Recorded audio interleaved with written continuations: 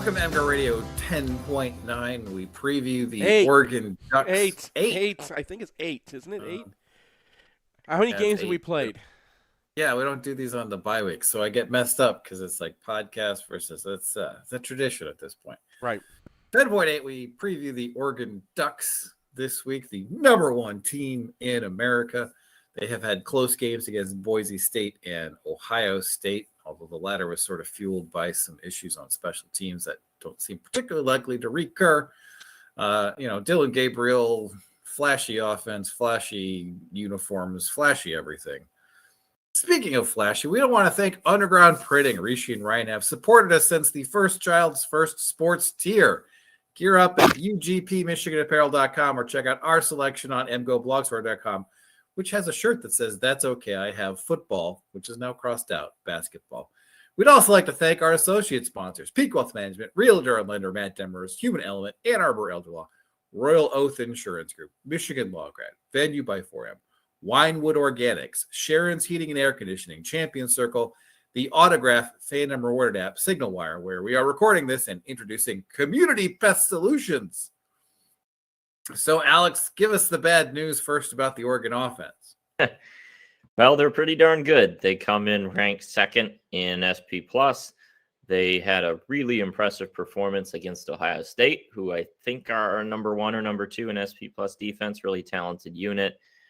They scored 33 points, I think, in that game, and they also turned it over on downs at the goal line and missed a field goal, so could easily have been even higher scoring than that. And a lot of it starts with Dylan Gabriel. You look at the Oregon offense last year, they were the number 1 SP+ offense. They lose Bo Nix to the NFL draft, and they went right into the transfer portal and replaced him by locking down probably the best quarterback on the market. Maybe Cam Ward was number 1, but Gabriel was certainly very high on the priority list, and he's come in and fit right in. He's assimilated this offense really well. They throw a lot of shorter passes to juice the completion percentage. Last year, Bo Nix set the NCAA record for single season completion percentage at 77.5%. Gabriel's just a tick below that at 76%. So I went into that game against Ohio State looking to see, if he could throw the deep ball. And he did. He hit 2 deep shots in that game over the top for touchdowns. And so, you look at that and there's just not a lot to dislike about Gabriel's game. He has occasionally some accuracy issues, but he generally knows where to go with it. Pretty darn accurate. And he can also run it a little bit too. So there's a lot of reasons to be fearful about what he can do. He's a 6th-year player. He's played a lot of college football, and that's a big asset to have. And, excuse me, one thing from the previous game that seems a little ominous for this one is Michigan's issues with tackling. And this is a team that repeatedly asks you to tackle in space, and Michigan did not do a good job of that against Michigan State. Yeah, they flip it out pretty quickly. They get it in the hands of their playmakers. And besides Gabriel, you have a really talented running back in Jordan James. He was a guy that kind of came into the year thinking this is going to be a breakout season for him. And it's hard to say breakout because he was really good last year, but he was second on the depth chart behind Bucky Irving. Now Bucky Irving's in the NFL, and James has taken on the bell cow role and is running at a very high clip, a lot of yards, a lot of touchdowns this season. He's a tough guy to tackle, can do speed and power as running back. But Tez Johnson, their slot receiver, is another guy. They love to get the ball to him in space, and he is going to be a load to tackle. He does all kinds of pre-snap motion, can line up in the backfield, can line up in the slot. And, presuming Zeke Berry is the guy chasing him around, that will be a tough challenge. They list him at 5'10". He is not 5'10". He's like 5'6", and like 150 pounds. Just like just an annoying slot dot, and probably one of the fastest. So that's going to be a really difficult matchup. Yeah, and so their passing chart is heavily slanted towards shorter passes, and that's one thing that has been consistent for Oregon over the past, I'd say, 20 years at this point. Is they really don't take a whole lot of opportunities to go downfield. When they do, it tends to be very effective. So Gabriel is currently almost 50% on throws of more than, actually he's above 50% on throws of more than 20 yards. So while it is rare, they have the capability to take the top off. And because of the fact that you've been sucked up against this blizzard of screens, often they will find guys open downfield. For Michigan, yeah, I mean, getting to the quarterback, which is something that they've been extremely good at, isn't really a solution to what Oregon does on offense. Yeah, unless you're getting a ton of success, which was the story kind of early in the year. Those first two games against Idaho and Boise State, which were both kind of underwhelming performances in terms of the total picture of points scored. I think there were 7 sacks in those 2 games. And it was a bit of a story the first few weeks of what's going on with this, because they were not getting sacks, as you mentioned last year. Like the fact they get the ball out so quick circumvents that stuff. So Oregon really wasn't used to getting sacked in the first 2 weeks. Gabriel's going down all the time. Since then, it's really been cleaned up. There's very little against Ohio State. I think it was 4 or 5 weeks after those first 2 games where they didn't give up a sack. And I actually really liked Gabriel's pocket presence against Ohio State, the way he's able to feel pressure, step up in the pocket, get the ball out.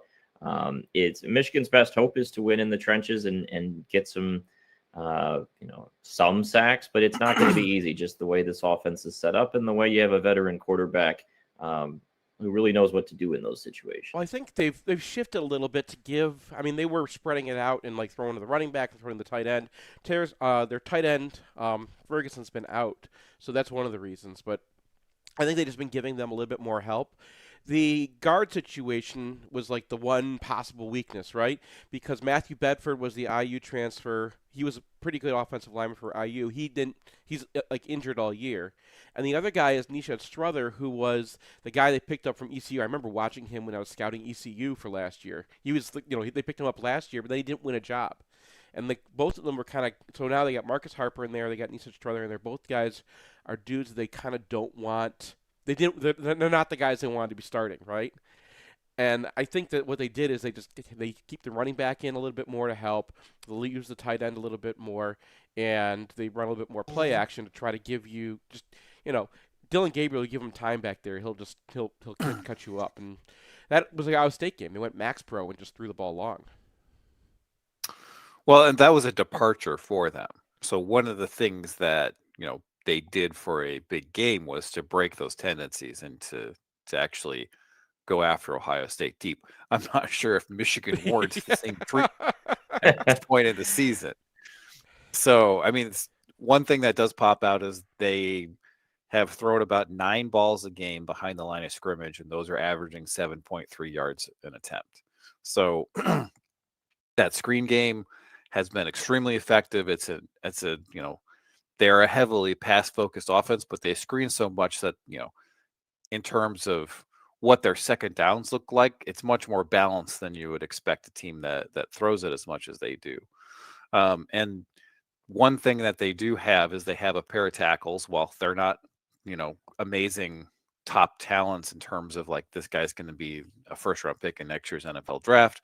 I mean, Josh Connerly was a 5-star who's still kind of coming into his own, but they have guys who have a reasonable chance of success when they're going to be going up against Michigan's edges. And we've seen that those starting defensive tackles for Michigan are not always on the field, and the backups are a significant drop-off, especially if Rayshon Benny is still not available. Yeah, I think overall you're going to want to attack through the interior of the line. Those tackles, I think, are better. Cornelius on the right side, who that is the blind side. Dylan Gabriel's lefty quarterback, so just remember that. But him and Connerly's been flying up draft boards. I saw one yesterday that had him in the first round. So Those guys are starting to, come on, but they are stronger at tackle. So interior pass rush is going to be what you want to look for. The other thing I wanted to note is that Will Stein, their offensive coordinator, he's formerly of UTSA.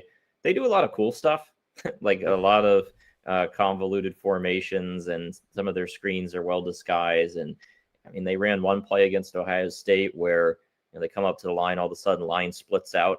4 of the linemen run one direction and they line up at the bottom of the field, and then Gabriel's left under center in front of one lineman and a running back to block like 2 defensive linemen. Just very almost reminiscent of that bizarre fake punt the Colts tried years ago that went horribly wrong. But that one didn't really work because pressure got home too quick. But they're going to do, I would assume they're going to do some tricky kind of stuff. One of the Oregon blogs had a whole article last year about the coolest plays Will Stein drew up in his first year as offensive coordinator. So the sort of battle of the minds between Stein and Wink is definitely going to be interesting. Don't do that. I want to go back a little bit on Connerly, because Connerly's actually been getting quite a bit of draft buzz. The question is whether he's going to be a pro tackle or pro guard. But like the talk on him is like he could be like the first guard off the board next year. Definitely like a low first round, early second round kind of guy.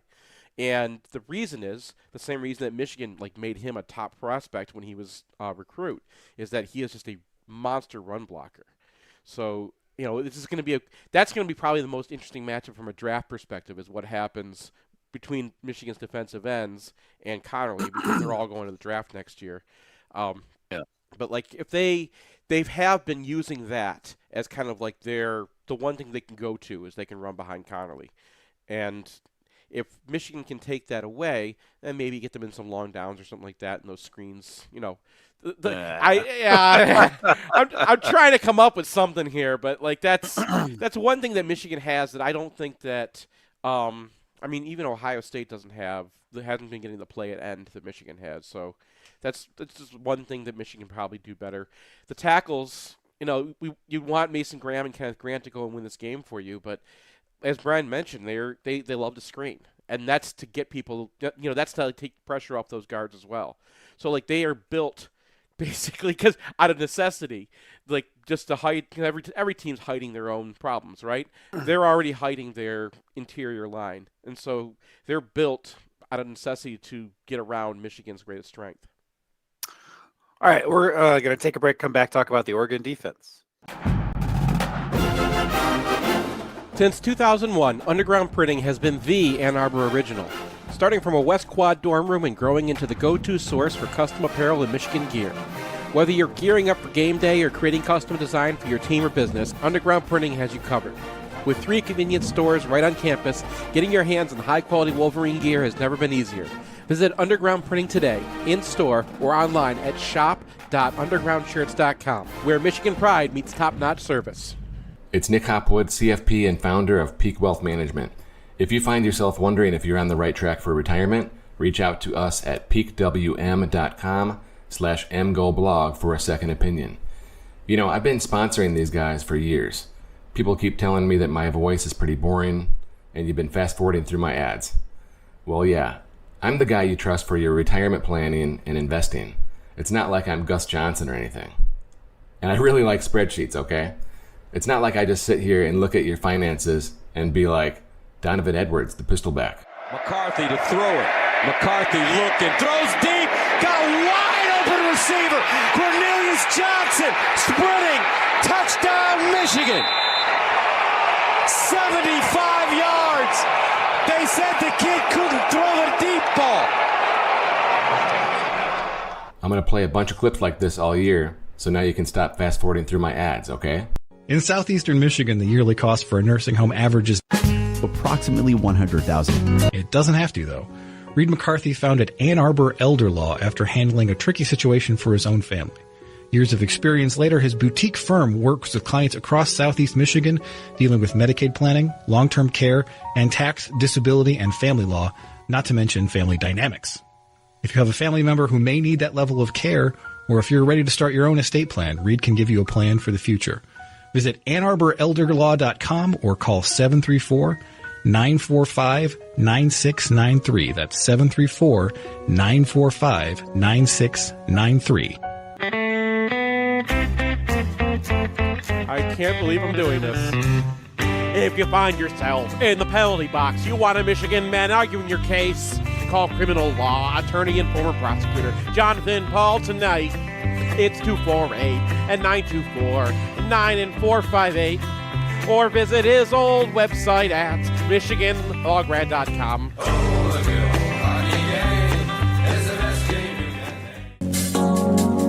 Hi, this is Pete with Sharon's Heating and Air Conditioning. You've probably noticed that we are terrible about keeping our podcast advertisements up to date and topical to Michigan sports.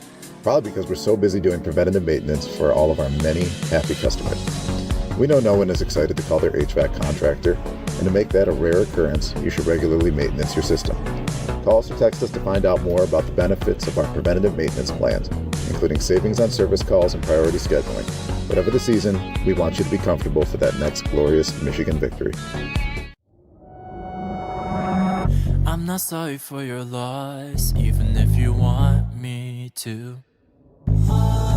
You set a fire at my cost and had me crawling back to you. Chased me down until you found out. Welcome back to MGoRadio 10.9, where we talk about 8. It's a tradition. Well, where we talk about the Oregon Ducks' upcoming opponent, we now switch over to the Oregon defense, which is slightly reminiscent of the Michigan defense from a year ago, in that they don't really have any holes. Now, they don't have superstars for the most part like Michigan had a year ago, but they're second on Pro Football Focus in coverage, and they're, decently well-positioned in most of the other stats. But, again, I'm not sure how much this matters given the state of the Michigan offense. Derek Harmon, the Michigan State transfer, who Michigan fans should probably be pretty familiar with, is one of their starting defensive tackles. Jabbar Muhammad, who was played for Washington last year, is one of their starting cornerbacks. So there's a couple guys that Michigan has some familiarity with. And realistically, the question for Michigan's offense is, can they crack 300 yards? We'll see. This is it's a pretty good defense. They come in 15th in SP Plus, as you mentioned. The biggest thing is you scroll through those PFF grades. Top 15 players by snaps. The lowest graded one, I think, is 65. I mean, that hard to have much argument with that. There may not be the top level talent that some defenses have, but they just don't have a lot of weak spots. Now, in terms of star caliber players, Derek Harmon has had quite a season, and it's pretty funny because I watched his tape and I was like, man, he's playing really well. This is taking a step forward from what I remember at MSU. And you looked at PFF grades and like, okay, I'll make him the danger man for this piece. And later in the day, I scroll through Nate Tice's updated big board on Yahoo for the NFL draft just randomly. And it's like my biggest mover all the way up to first round, Derek Harmon from Oregon. And I'm like, well, okay, I guess he saw what I saw. So Harmon is having a great season. I remember a couple years ago, he looked like the most promising of those young defensive tackles MSU had. It took him a little bit last year to get going, but he closed out 2023 really strong, and he's just taken that play to another level. He leads defensive tackles in college football in pressures this year with 26, or maybe it was hurries. I don't remember which one on the PFF stats, but he has some weaknesses. Pass rushing is better than run defense. His tackling and ability to finish plays aren't as good, but his explosion and ability to get into the backfield really quickly just pops. And that's going to be a major challenge for the Michigan interior offensive line. Well, yeah, I think they've been playing him against. They play with Jamari Caldwell, so at State he was kind of had to be the guy, right? And they always had some little squat dude playing next to him. And now he gets singled a lot because, Jamari Caldwell's a 340-pound dude. That was the Houston transfer. So when those two guys are playing together, they play a Georgia Mint, which really just emphasizes that second DE, that DE-DT spot, right? I don't know where the buzz is coming from. Anyway, I think that they put him in a position where he can really, he singles up against guards, chucks them by. He does have that Penn State kind of thing where he just runs upfield sometimes. Yeah. So you can get him on a screen or whatnot. But I mean, I think a lot of the reason why he looks so much better this year is that like they've put him in a position where he can be the DT, not the nose tackle. So yeah, sorry. They have he's missed about a third of the tackles he's attempted this year, but for a penetrating defensive tackle, I almost don't care. Right? Like if that guy is causing havoc in the backfield and disrupting a play and he misses the tackles, I mean, so what? Someone's going to clean it up at 0 yards or 1 yard if you're able to do that. So even his purported weakness doesn't really seem particularly weak to me. And then this is an offensive line for Michigan that I'm guessing will not have Andrew Gentry. And, we'll talk about this, I guess, in the next segment, but Greg Crippen has not been playing particularly well. So it doesn't look like, even though this defensive line doesn't look like it's very deep, doesn't look like it has, players 5 through 8 who are going to like whip up on Michigan. I just don't know if Michigan's going to be able to be on the field long enough to get to those guys. Yeah, and it seems like a lot of the pressure will probably come from the interior because I'm not sure if Jordan Birch is going to play. He's by far their best defensive end. He's been out the last few weeks. And again, given where Michigan's at, doesn't really feel like this is a game where you rush a guy back when you have national title aspirations in December and January. So if he doesn't play, I'm not as concerned about the pass rush around the edge, Michigan's tackle situation notwithstanding. But the interior rush is going to be a lot to handle. And Michigan's going to have some solutions to work their way out of pressure situations, get the ball out quickly, because this Oregon defense has racked up their fair share of sacks this season against everybody except Ohio State. You watch the OSU tape, there's a lot of 4-man rushes that didn't really get home, but against other teams, they've been racking up 2, 3, 4 sacks a week. So that's a major area of concern. I would have loved to play this team last year. I mean, with the matchup up front, because the thing is, they had to go in the portal to get Harmon and Caldwell because their defensive tackle situation was terrible, and they threw more money than anybody at Mason Graham, including Michigan, I think, at Mason Graham and Kenneth Grant to try to get them to transfer, and they end up with Harmon and Caldwell, but they still have the guys that they played last year.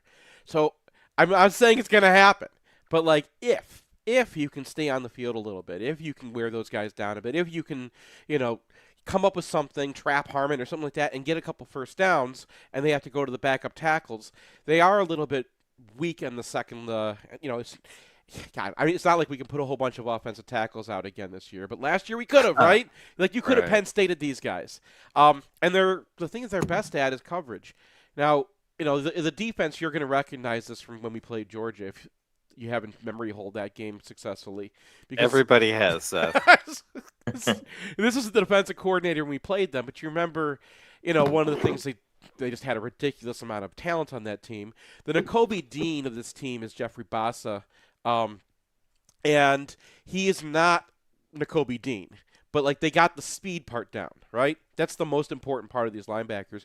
And I think their other linebacker, well, they rotate through 3 of them, but the other guy who starts, Bryce Botcher, is a former walk-on safety that they turned into, he's kind of a Glasgow. But both those guys, they're smallish kind of linebackers, so if you can get to the backup defensive tackles and you can run on these guys, the main thing that they take away is that they're a great pass defense. And I don't know if they've come up against a team that just wants to run. There's a route to orgying these guys down to, to get some yards and put up some points. And I tried, man. I looked and I tried to come up with ways that this offense moves the ball, but that's kind of what you're looking at. Well, so for special teams, Oregon's specialists don't have shiny numbers in Pro Football, not Pro Football Focus, sorry, FEI's special teams rankings, but the actual raw numbers are pretty good for the punter. Place kicker has been kind of up in the air. They've played 2 guys. They're collectively 10 of 13 on the season. They do have dangerous return guys, which is Oregon, so we always expect that. They have a guy who's averaging 40 yards a return on like 4 kickoff returns. So if there is a kickoff return, that could be a moment of danger. And they're averaging 12 yards per punt return. So, this might not be the worst game for Tommy Doman to be popping up fair catchable punts. Let's just hope they go 40 yards instead of 27. So it doesn't sound like either of you has a whole lot of expectation that Michigan is going to even stay in this game. Is that correct? There's a chance they can hang in there if you can hold the offense down in the red zone, make them drive the field, and then slam the door in the red zone, force field goals, maybe get a turnover or two. And on the other side, I think you're going to need to run the quarterback a decent bit to just throw some variation in there, scheme up a few things through the air, look at quick throws to the flats to tight ends and running backs when they drop the jack into coverage. It's hard, but they are coming off a better offensive performance in the back half of that game against MSU. So maybe there's a lane there. I mean, Beth? The one thing I can put down is that I think is pretty much a good summary of what it feels like going into this game. I mean, we could be Illinois 2022. I mean, of all the teams that Michigan faces this year, this is the one that's not going to have Michigan circled as their biggest game of the year, which is, at least like we're not going to see all the crazy things. It's not going to. It's not like this is going to be the one that Oregon has completely gotten up for. So I mean, you can put out some sort of weird defense, put out a weird offense, change your tendencies, and mess around with them. And Oregon has, especially earlier in the season, played around with their food a little bit. I picked them to win the national championship at the beginning of the year. I mean, a little bit. Yeah. They had those first two games, and then since then 49-14, 34-13, 31-10, 35-0, 38-9. And the schedule after this game is bad Maryland team, a bad Wisconsin team, and then a bad Washington team. So this is a road game across the country, and it kind of feels like, it's been a month since they played Ohio State. Yeah. They had a bye week in there. They didn't have to display anything after Purdue for the Purdue and Illinois game. So I kind of feel like they're gonna come in this game and they're gonna want to shut the door early. So I would not be totally surprised to see a July drive from Oregon to open this game. Yeah. Okay. So there's. I mean, Dan Lanning is he's a bit of a fiery coach. You may remember that speech before the Colorado game last year going viral. It's not implausible that he could be pretty fired up for this game and want to get a sort of signature it's the first win. game against Michigan. Yeah. It's in the big house. It's okay, never mind. Every game we play this year is going to be their Super Bowl. I feel like the most targeted 7-5 team ever. Pretty much, yeah.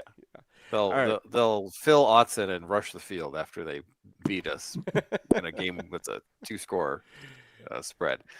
All right, we're going to take a break, come back, and address the Michigan State game for a final time. Hey, it's Nick Hopwood, certified financial planner and founder of peakwm.com/mgoblog. If you're wondering where you stand relative to your retirement goals, keep us in mind. Can we help you retire with peak confidence? Yes. Can they catch him? No! Donovan Edwards again, 85 yards! Winewood Organics is Ann Arbor's only cannabis microbusiness. It's a place where plants are grown in living soil, where nearly every product is made, mixed, trimmed, and packed by hand, where first-time customers save 25% on everything from old-school hash to live resin carts. You can find them just west of downtown or at winewoodorganics.com. Winewood Organics, a place where the weed is better.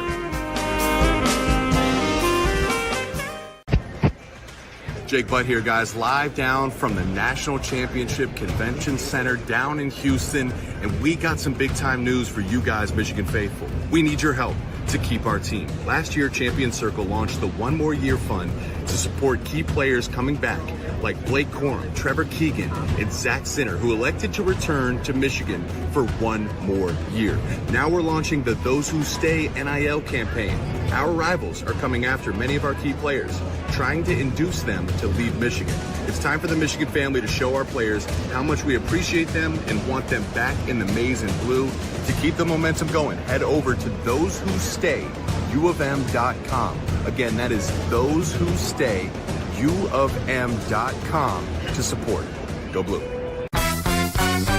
Hey, fellow Michigan fans, this is Matt Demarest, Realtor and Lender. For a decade now, you've heard me on the podcast talk about mortgages, and I've helped hundreds of fellow Michigan fans in that capacity, including Brian and Seth. But many of you don't know I'm a real estate broker as well. I promise to make buying, selling, or financing a home simple and cost-effective anywhere in the state of Michigan. Whether you're upsizing, downsizing, buying a vacation home, or building a real estate investment portfolio, send me a text or give me a call. It's never too early to make a plan, and the call is always free. My number is 734-882-8194. Again, 734-882-8194. Or you can find me online at realtorandlender.com. That's realtorandlender.com. Whether you want to buy, sell, or finance a home, or even all three, I promise to provide the experience so many of you have come to expect over the years. And as always, thank you, and go Blue. NMLS 1011726, Equal Housing Lender. Need help with insurance? Well, longtime MGoBlog supporter Owen Rosen is back at his new insurance brokerage, Royal Oath Insurance Group. Owen might not be the knowledge, but he and his team have the life, business, car, and home insurance knowledge you need. Based in Michigan, but they can also help in other states too, you can call or text Owen today at 586-229-1026 or visit Royal Oath, that's OATH, insurance.com. Yeah, I'm about to make the world go. Yeah, I'm about to make the world go round. Yeah, feeling like I'm sitting on a crown. Yeah, pretty boy coming from this town. Welcome back to MGoRadio 10.8. You did it! We're going to... Hey, great. Not a tradition anymore. We're actually going to do hockey first because Alex was like, I got to talk about hockey, otherwise I'm going to go crazy. Michigan, 3-2-1 on the young season, had a very frustrating tie against Arizona State when Cam Corpy gave up a goal from outside the blue line, split their other two series in fairly, I guess, emphatic fashion. And, you know, it's a team that feels more defensively responsible than previous years for the most part. Number of odd man rushes for the opposition has gone down considerably. But other than Michael Haig, it doesn't really feel like there's a high-end offensive talent on the roster. Page is probably their one skill guy, but we should give Garrett Shifsky a shout out. He does have 5 goals on. Yeah, I mean, Shifsky is like, I mean, he's the guy who you bring in a 20-year-old, and you're always hoping like it's that guy. It's going to be the guy who's in college for a while and isn't of interest to the NHL and just produces. So yes, Garrett Shifsky. Yeah, 2 of those are shorthanded as well, I believe, right? I think so, yeah. So those 2 guys have carried the weight offensively. I mean, the biggest thing that stands out with them so far is they're looking for chemistry. They're looking for combinations that work. They were shuffling the lines constantly during those first 3 weeks of games. Now they had a bye week against the NTDP in the exhibition. So they've had some time off in practice. They returned tonight against BU, which is a pretty marquee matchup on ESPN Plus for people who have that. But what I'm most interested in is just to see, do they have some line combinations that they like more? And are they a little more comfortable in just hunting for tandems that work, some guys that make some sense? Because line juggling constantly through a game isn't a great way to do it. It can leave you exposed to too many men penalties, which they took a couple of in the last series. So I'm just looking for a little more synergy between the lines and to see a few more guys step up because they are going to need it. I mean, TJ Hughes in particular is a guy you're looking for more from. He has 4 assists, but hasn't scored a goal yet. Nick Moldenhauer hasn't scored a goal. Whitelaw only has 1. There are some guys you want to see chip in more.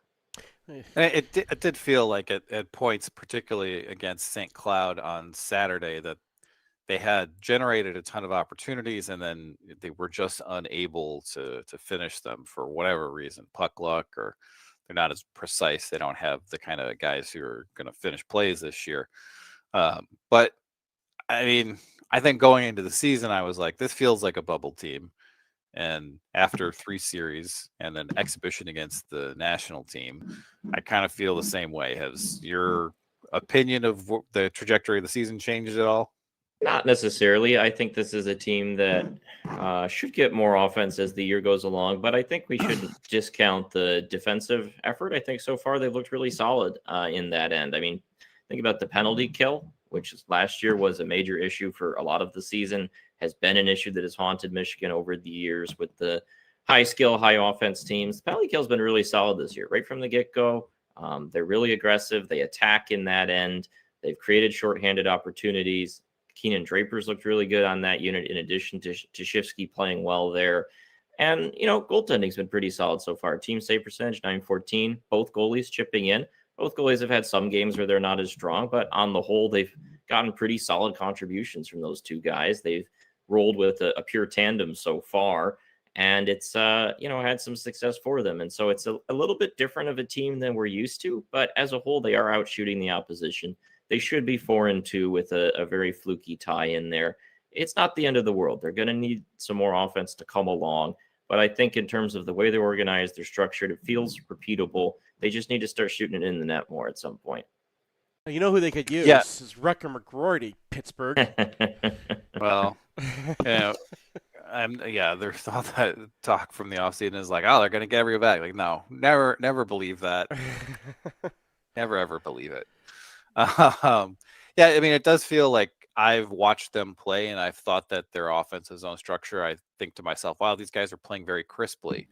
And it does feel like they have good ideas about what to do. They have a good plan about how to keep the puck in the offensive zone. And they've generated a large number of very good shifts that just haven't resulted in goals yet. And I feel like that'll come, right? Because at some point, it's really just about getting the opportunities, and then some of them are going to go in and some of them aren't. And it seems like Michigan has kind of been on the short side of that for, the first 3 weekends.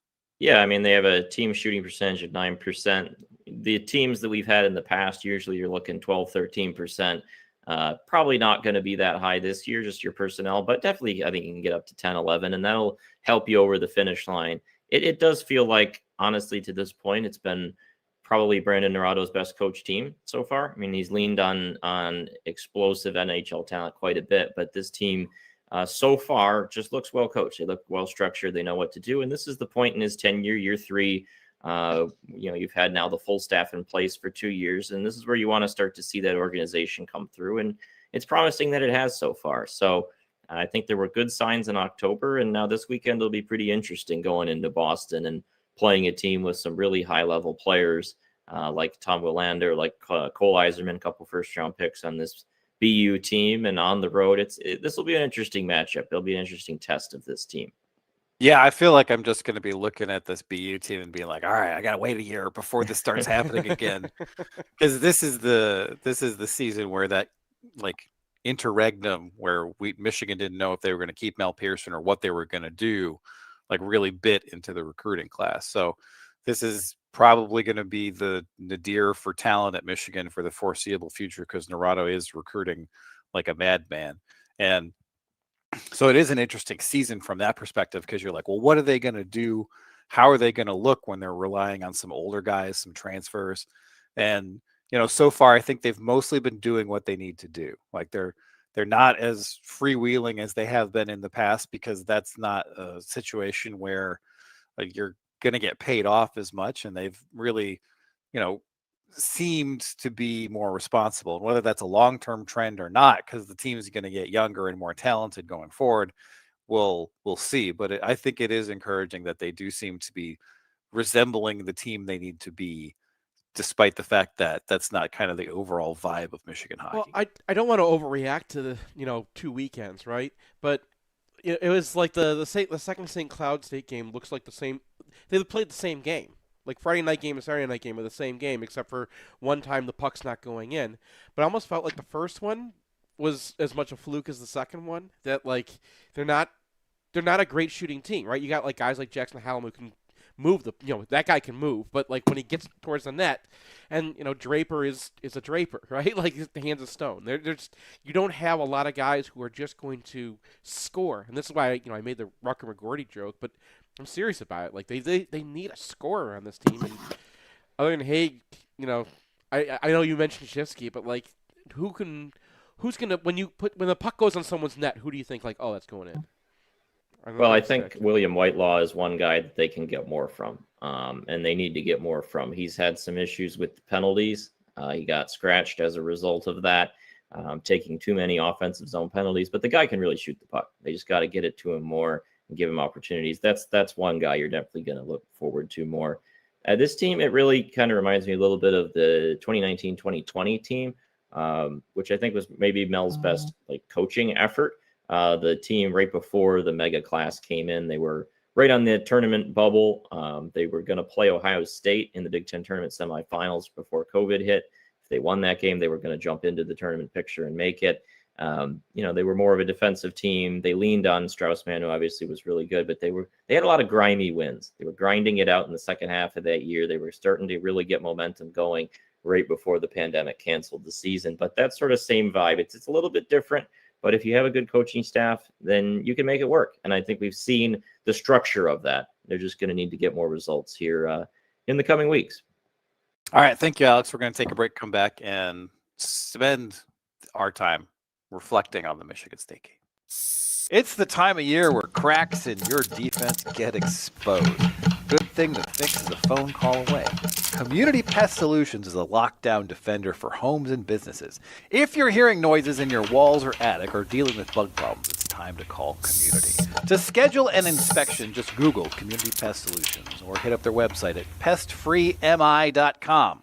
The only thing we can be sure of about the future is that it will be absolutely fantastic. I'm thinking of the incredible breakthrough made possible by developments in communications. Arthur C. Clarke's 1964 vision is now reality with SignalWire, a cloud platform that enables developers to build the applications that will reshape the future of communications. These things will make possible a world in which we can be in instant contact with each other wherever we may be. You can add cutting-edge, real-time video and audio to any product, website, or application with APIs and SDKs for developers of all skill sets. SignalWire is optimized for high-quality and low-latency communication functionality for video, voice, and text messaging capabilities. Almost any skill could be made independent of distance. Men will no longer commute. They will communicate. See for yourself at signalwire.com. Use code 2021 and receive $25 in developer credit. Go to signalwire.com. SignalWire Communications OGs, original geeks of programmable communication.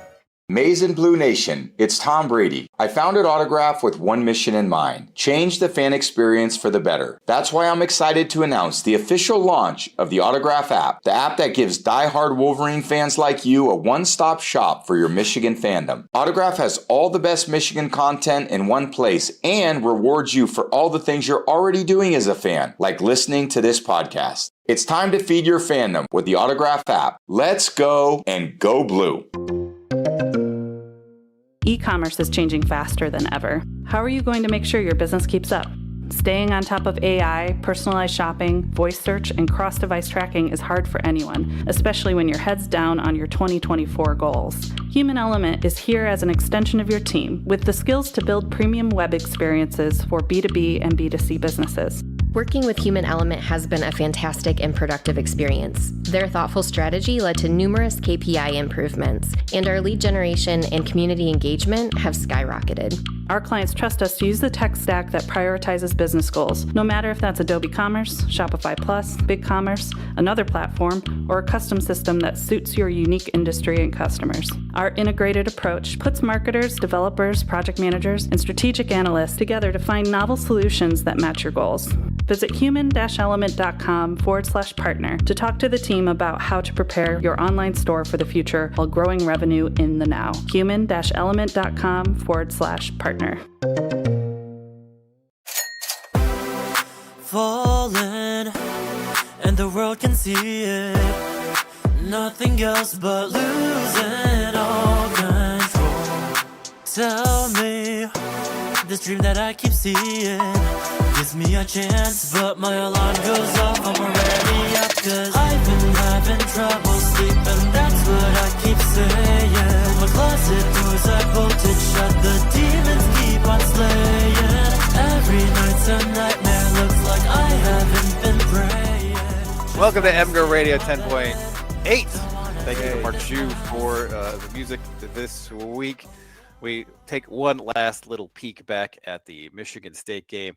The offense of UFR did not reveal a whole lot that I think will be of interest to Michigan fans. Like Davis Warren, it was okay, but missed some receivers. Wait. You're jumping the lead here. It was okay. What? It was okay. Well, we had quarterback play. What is this? No, and I mean, I'm grading on a curve here, Seth. Because curve okay. Yeah, curve okay, because Michigan State went back to the D'Antonio style of defense where they had two safeties at 8 yards, and one of them was running at the line of scrimmage as soon as he saw run action. So we saw probably 5 or 6 well-blocked run plays that ended up with 2 or fewer yards because the safety was making contact at the line of scrimmage. And Michigan did not respond to this by trying to go over their heads. We had the 2 touchdowns to Colson Loveland, but one was in the red zone and another was close to the red zone. So they didn't really take any opportunities to get a big play out of it. And one of them was a halfback pass, right? So that's not exactly putting it on Davis Warren to combat this approach that Michigan State deployed. And,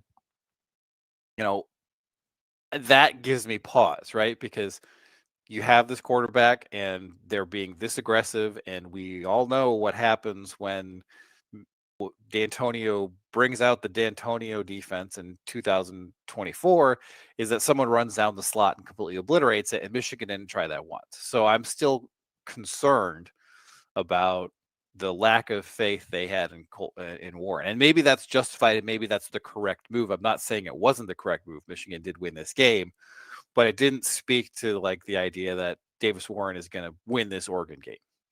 And what do you think about the Orgy game then? I mean, so he had a couple of important runs in this game. The first one on the game closing drive was just a Michigan State bust because Mullings goes out of the backfield and 2 guys follow him. And so they're +1 in the box. And then for some reason, that safety is not sticking his nose in the box. That was he really was at weird. 12 yards and dropping on the 3rd and 5. Well, with Alex Orgy in the game, and I was like, what?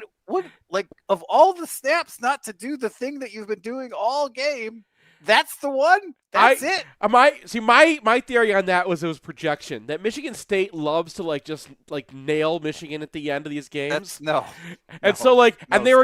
thinking oh, you know what they're gonna do? They're finally just gonna pop it to Loveland as soon as I come down on this thing. I mean, that's I guess what they thought. It was 3rd and 5, so even though Alex Orgy's on the field, they're not going to run the ball. They had a timeout, I believe, so it wasn't going to be a situation. No, they didn't have a timeout. No, they were done. If Michigan get that, they had a timeout because they didn't take a timeout after the first run where Orgy picked up the first down. So they did have a timeout, and in that situation, running the ball to get rid of the last timeout isn't that valuable. So maybe they thought Michigan was not going to, but Orgy's on the field. It's like, what are we doing here? I didn't understand that at all.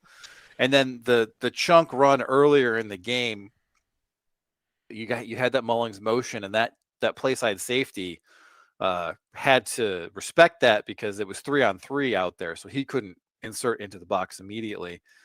Michigan didn't actually block that play very well, but Samaj Morgan comes down and clears out a side. They don't have an edge, and that's how you get the chunk. So, having him in the game was productive because it wasn't like Michigan State could have been more aggressive about the run. It's just they're already maximally aggressive. So getting your quarterback involved.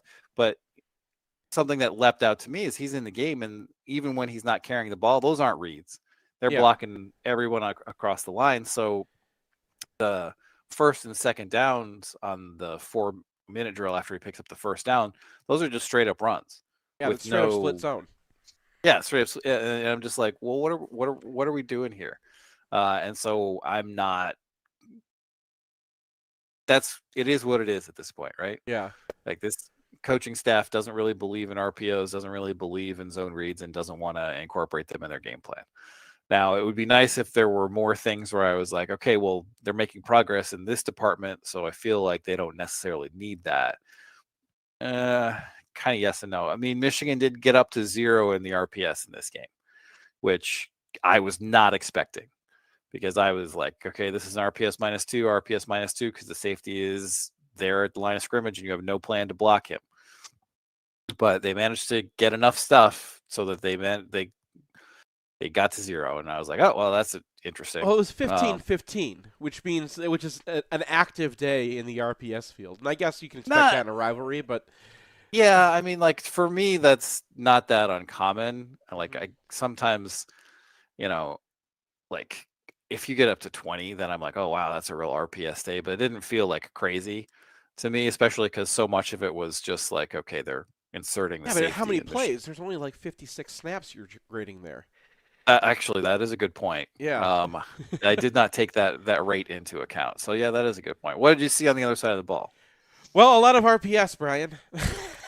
Oh, good, great, wonderful.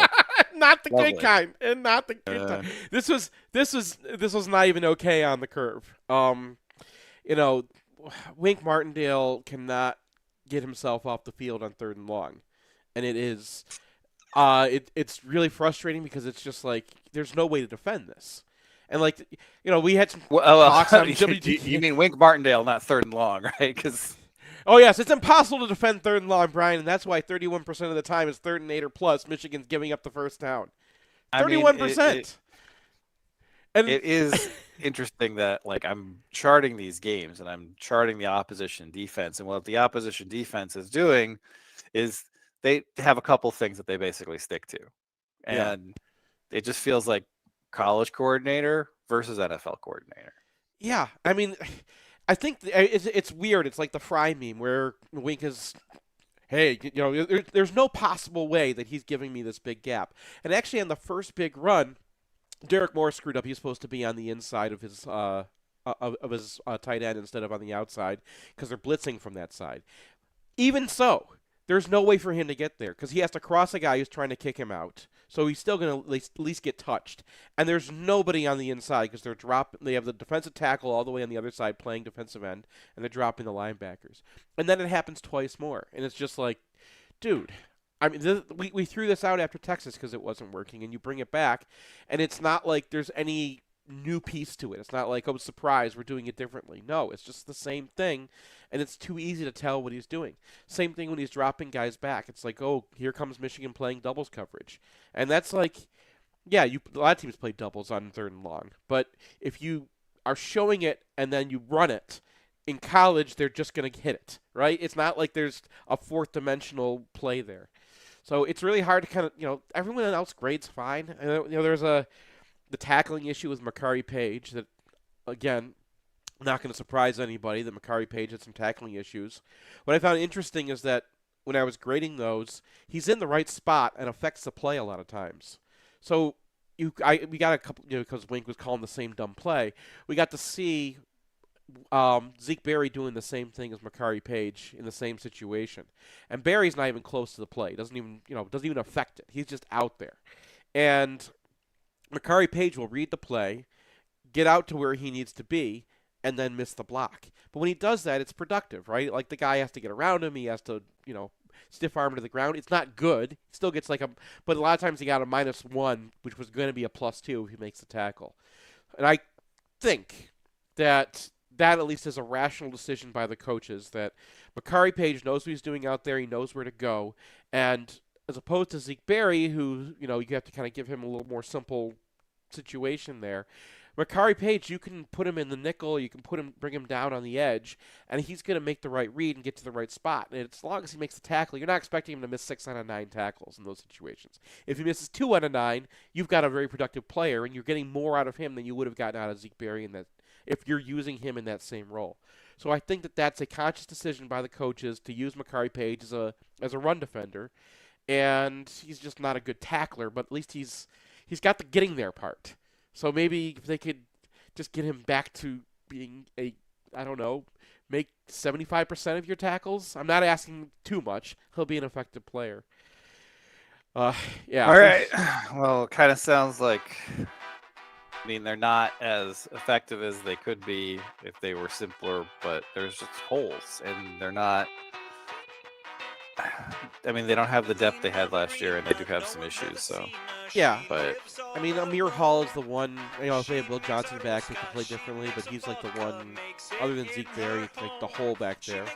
And they tacked him a little bit. But Michigan won the game because they were better than Michigan State on this side of the ball, and that's No, they can just be normal. Just be normal, Wink. All right, see you guys.